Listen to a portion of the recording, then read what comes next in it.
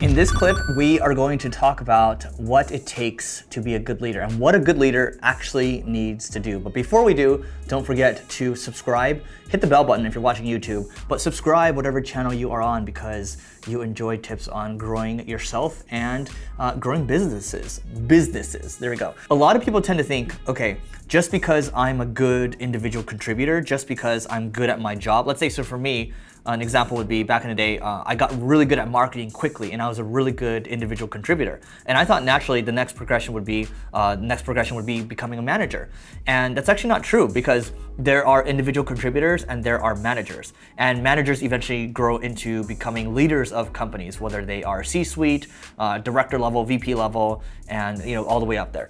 And so what I learned was it's not really about you at the end of the day. And I learned this from tribal leadership. So there's there's 5 different kind of phases of a company, right? And 5 levels, I should say. We'll start with the third, the middle. The middle is where you think that you're really good. You don't think that your company's really good. You think you're really good at what you do. So you are the superstar. And those are the people that actually end up being the arrogant people out there. And that was me back in the day. I thought I was better than everyone. And I thought I did better work. I thought, naturally I should be the leader, right? And that's actually completely wrong because the companies that are actually really good, these are the companies where everyone thinks, the entire team is good. Now, if you go up to level 5, that's when you're like NASA, where you're just trying to help the entire world. And you're not trying to fight with other organizations. You're just doing something for the greater good. If you're trying to become a leader, it's no longer about how good you are as an individual contributor. What you have to be good at as a leader, it's a different skill set. So the one book I recommend reading, it's called, there's 2 books actually. One book is High Output Management, and then the other book is called The Goal. So The Goal teaches you about the theory of constraints.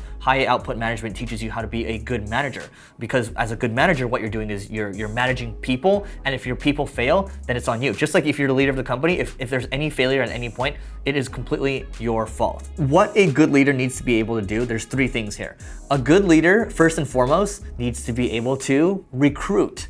Why is that important? Well, recruiting is really important because if you don't have good people around you, guess what? You're not gonna be able to get things done because it doesn't matter how good you are individually. If you're the best person, it doesn't scale. You have to have people around you. It doesn't matter if you're a product-based business, you're a service-based business, you have to have people. And what I learned kind of my first go around with my company that I took over called Single Grain, what happened was I didn't build rapport with people and I didn't try to recruit the best people. I didn't think that was a high priority, but building a great culture, building a really good recruiting process, and then bringing people in, making it very hard to get into your company, that is important because you want to make sure that your company has A players in your company. Sure, maybe if you're really big, then you might have to have, if you're you have 10,000 plus people in your organization, sure, you're going to have different levels, probably the A's, the B's, and the C's, but you generally want to keep the caliber very high. So if you look at the Googles of the world, the Apples of the world, they keep the caliber still very high. They look at everything. They look at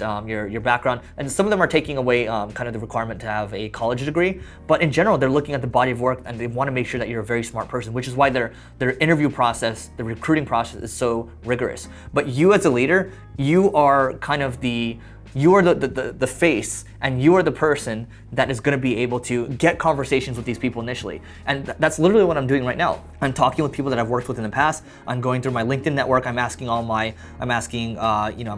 my friends. I'm talking to a lot of entrepreneur friends too. Hey, who do you know? Who do you know? I'm looking at LinkedIn as well. I'm doing everything right now to try to find the right people. And I know it's going to take time because the best people usually aren't looking. So recruiting, I can't stress this enough. It is number 1. Maybe in the very beginning, you're doing all the work, but guess what? You have to take, let's say each quarter goes by. Maybe your goal is to try to take off 10 to 15% of the work and delegate it to somebody else. But you have to hire somebody to figure that out, right? So you got to delegate. In order to delegate, you got to hire people. And in order to hire people, you have to have a really good recruiting process, okay? So I can't stress that enough. Your recruiting process needs to be airtight, okay? And you, as a leader, you're out there having, coffee with people, you're having lunches with people all the time, and you're having conversations with people. And I'm talking with people right now where we're keeping the conversation open. We might not work together this year, but we might work together in a couple years, right? So it's just kind of keeping those going, because when the time is right, it's not like, here's the other thing with recruiting.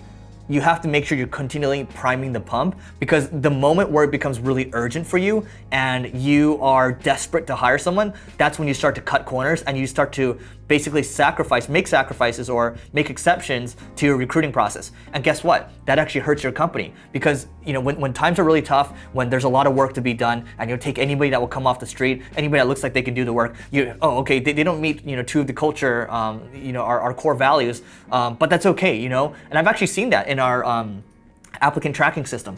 People are like, I saw some of the comments. People are like, they didn't follow the directions here, and maybe they don't fit this, but they can do the work. Okay, so you start to make exceptions, and if you start to make exceptions, your team starts to make exceptions, and you end up hiring a bunch of bozos on your team. Okay, you don't want to work with bozos. You have to be the stickler too, because there's gonna be people on your company that are like, oh my God, this leader, Eric, what is he trying to do? Like, I'm just trying to hire people. I'm trying to do better. I'm trying to do work, and just get work done for clients. But he's holding everything back. He's bottlenecking everything. In fact, you need to be the person that does that, because if you are not hiring ahead of time and you start to make exceptions, and those exceptions actually end up, performing poorly. Let's say they're like a C player, and then you have, A players on the team. They're not gonna want to work with that person. They're not gonna do good work, and you're gonna waste a lot of time. Okay, so hiring super important. I think they say each hire on average might cost anywhere from 50 to 100 grand plus. If it's a technical hire, you're probably paying 150 to 200 grand plus on losing the amount of time that you waste on that is a lot of money. Okay, and in some cases I read in other places you might be losing like 3 to 4 times the salary of that person just by making the wrong hire. So you cannot do that. I can't stress it enough. Number 1 is recruiting. Number 2 is managing the growth engines. Now, there's this book by Victor Chang, and I had him on the Growth Everywhere podcast, called Extreme Revenue Growth. And a growth engine is just, you might have different product lines. A different product line might be, if you're a web design agency, you might have mobile development, not web design, which is called design agency. So you might have mobile design, and you might have kind of web design as well. There's a bunch of different things that you can do. These are your different growth engines. Now, if you're a product business, you might have different product lines and you're selling them at different prices. These are your different growth engines, right? And you might have a really creative marketing channel. Let's say you throw your own conferences to grow your business. That might be a growth channel as well. So for example, we had our marketing school live conference a while back, and that actually generated, one was a client already that generated kind of deeper relationships. And then one person that was there actually became a client, and then there's another one there that is on the way to becoming a client as well. Think about that. Like, what are your growth engines? It could be product lines. It could be different channels of growth for you. These are the channels that you need to manage as the leader of the company. Because if you can't manage them, and if you can't come up with new growth engines, so let's say you're a marketing agency, and let's say you're doing paid media, for example. Well, you have to look ahead too, because there's a lot going on in terms of AI. A lot of the work that we might be doing in the future, if I'm a paid ads or paid media agency, it might actually become invalidated, or it might be done completely differently. So looking ahead, what are the growth engines there? What can we do around data? What can we do around AI, right? Those are some things to kind of look into. Now, the third thing right here, when it comes to what you need to be doing as a leader, is you have to focus on accountability, because you are the leader of the company. If people aren't hitting numbers, because at a certain point, you can't keep track of everything. All you can keep track of are numbers. And if people aren't hitting numbers, you have to make a very tough decision. When I look at the past, one of the mistakes I made is not moving quickly enough when it comes to moving or holding people accountable and making sure that we put people in the right seats.